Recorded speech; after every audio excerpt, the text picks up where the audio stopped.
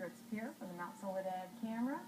This morning we are seeing a little bit of surf setting up, and should be a rainy day in the mountains and in the deserts with a few thunderstorms. We'll talk more about that later. But first, what's next for George Zimmerman after he was acquitted? Fox 5 behavior expert Dr. Michael Mantell joins us this morning with his analysis. So George Zimmerman was found not guilty. There's a lot of people that are really upset with this verdict for lots of different reasons, and one of which is they just want some justice for Trayvon Martin. So how do we balance all of that? Well, I think what we have to look at is the fact that America is a land of opportunity for second chances. If we don't believe that, then the entire rehab program movement, working with prisoners, felons coming out of jail, looking for second chances for them, for entertainers, politicians, other people who have been acquitted of murder and these very large charges, we should just trash all those programs. Well, that's not America. America is a land where people have opportunity to move on, even in heavily laden, race-based cases. Mm-hmm. This guy wears a bulletproof jacket. He fears for his life. People do not like him. Is he going to have a chance to live any kind of normal life from now on? I believe he can. Really? Everyone is saying he's finished. There are jokes about it. He gets hundreds, if not thousands, of death threats. His mother and his father have death threats against him.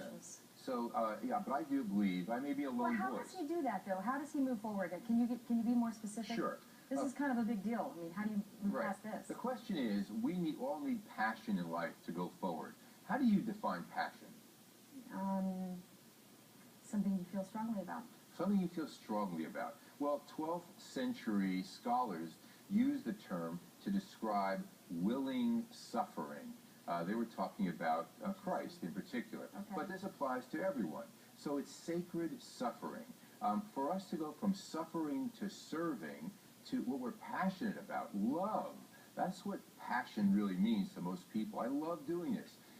George Zimmerman, anyone who faces a messy situation, has to find out what he or she is willing to pay the price for.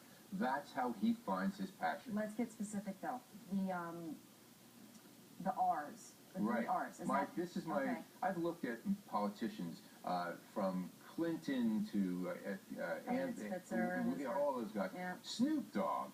Why Snoop Dogg? Snoop Dogg was acquitted of murder. Okay. Yeah, and many years ago. Of course. So Grover Cleveland in the 1800s, alleged to have fathered an illegitimate child, was the only president to be elected into 2 non-consecutive terms after that. George Wallace. So you can move on.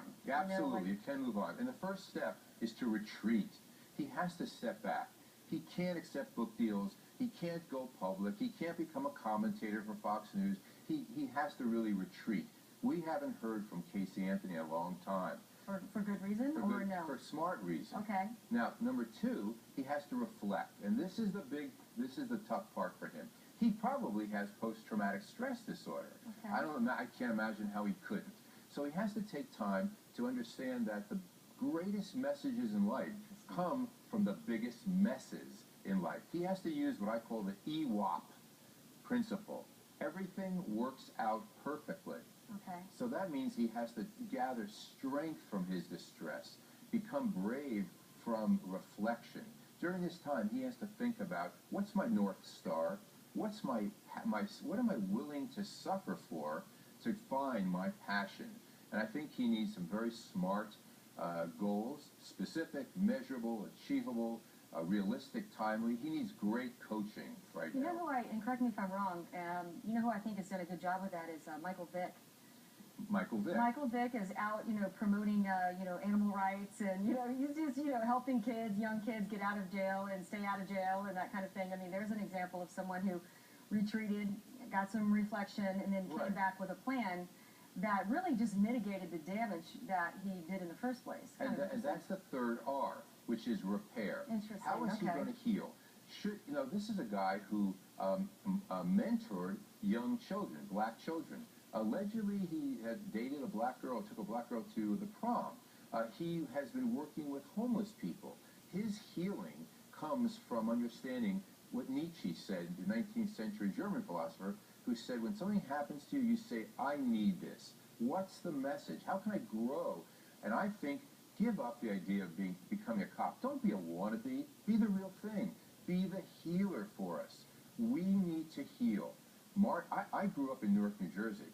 I was in the riots of Newark, New Jersey. I was in a bus that was being stoned and shaken. Interesting. Both of my father's stores were burned out. I understand what that can lead to. It doesn't even the score. We're still fighting. If it worked, it would have settled the problem. It's the healing and the love, the love that this man can hopefully find a way to bring. And if that happens, we're in good shape. Dr. Mantell, thank you very much. For more on this, go to fox5sandiego.com and click on the Scene On tab. Raul, over to you. All right, guys, thank you so much.